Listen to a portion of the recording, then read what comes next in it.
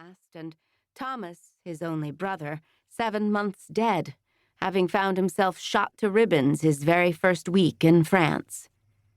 Ernest closed his eyes against the images, trying to jostle their way to the front of his thoughts, and settled for yanking his shirt-tails from his belt.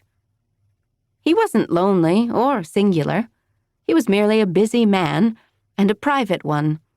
A man whose skills, during wartime, were in high demand, such that thoughts of a wife welcoming him home, smelling of biscuits, her soft hands hastening to take his jacket, or of a child, rosy from her bath, waddling to the door to meet him, these were the furthest things from his mind.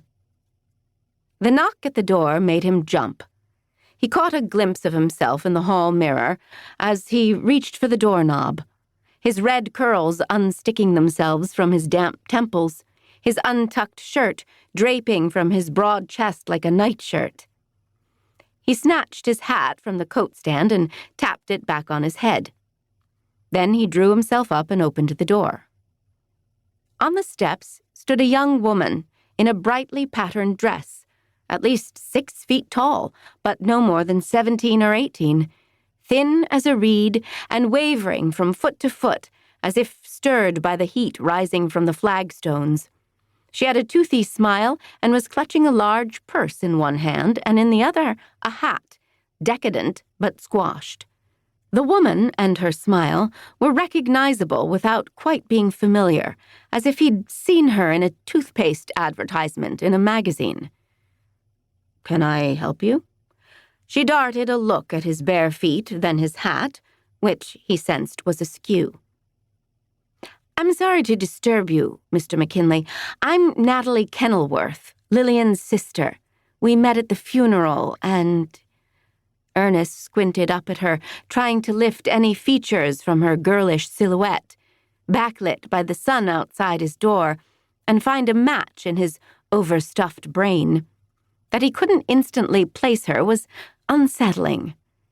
Her nose and chin, even her small ears, were pointy, almost elfin, everything pulled forward toward a center point on her face as if cinched.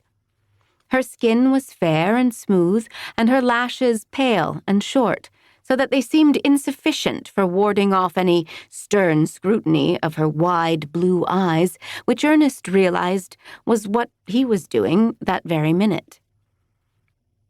"Natalie?" she repeated. "Lillian's sister.